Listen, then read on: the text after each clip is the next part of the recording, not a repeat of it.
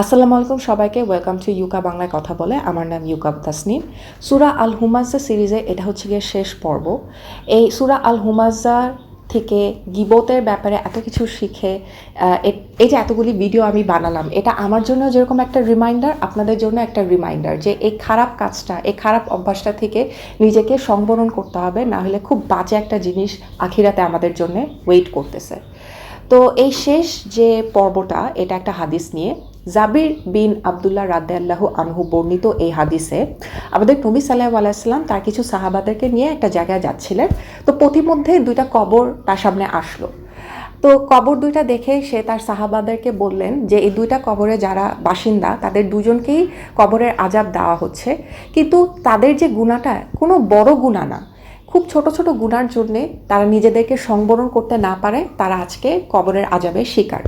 তো সাহাবারা জিজ্ঞেস করলো তাদের গুনাহটা কি।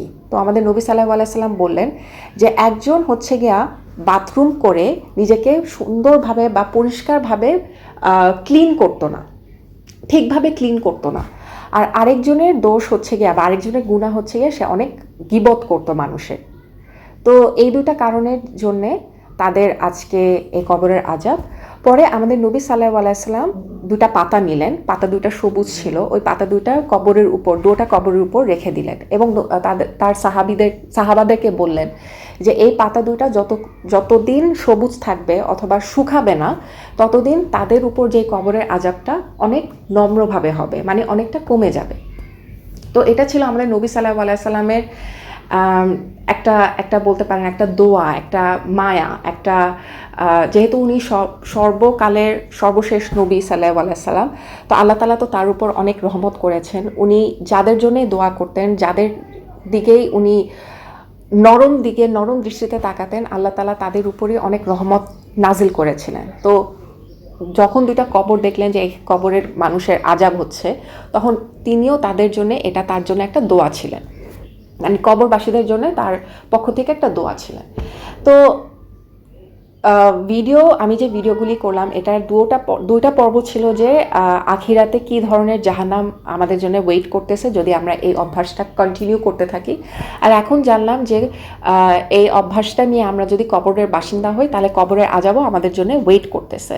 তো এটা দুটো জিনিসই খুবই ভয়ঙ্কর একটা ব্যাপার। আমরা কেন নিজেদেরকে কবরের আযাবের মধ্যেই ফালাবো আর পরকালে জাহান্নামের মধ্যেই ফালাবো, যেখানে আল্লাহ তাআলা আমাদের অশেষ শক্তি বা নিজেদের নফসের উপর কন্ট্রোল দিয়ে দিয়েছেন, যে আমরা নিজেদেরকে যদি একটু ডিসিপ্লিন করি, একটু নিজেদেরকে বুঝাই, একটু নিজেদের ইমোশনটাকে যদি একটু কন্ট্রোল করি, তাহলে কিন্তু এই খারাপ অভ্যাসটা থেকে খুব সুন্দরভাবে আমরা সরে আসতে পারি। এবং শুধু তাই না, আমরা যখন নিজেদেরকে হেল্প করি, আল্লাহ তাআলাও কিন্তু তখন আমাদেরকে হেল্প করে। তো কোরআন এবং হাদিসে গীবত নিয়ে যা কিছু ছিল আমি সব কিছুই কভার করেছি। আলহামদুলিল্লাহ, আল্লাহ তাআলা অ্যাটলিস্ট এই ট্যালেন্টটা আমাকে দিয়েছে যে আমি অনেক রিসার্চ করতে পারি। তো যা জানার আপনারা যদি সিরিজের পর্বগুলি দেখে থাকেন, ভিডিওগুলি একটার পর একটা দেখে থাকেন, আপনারা অনেক কিছু শিখতে পারবেন, জানতে পারবেন।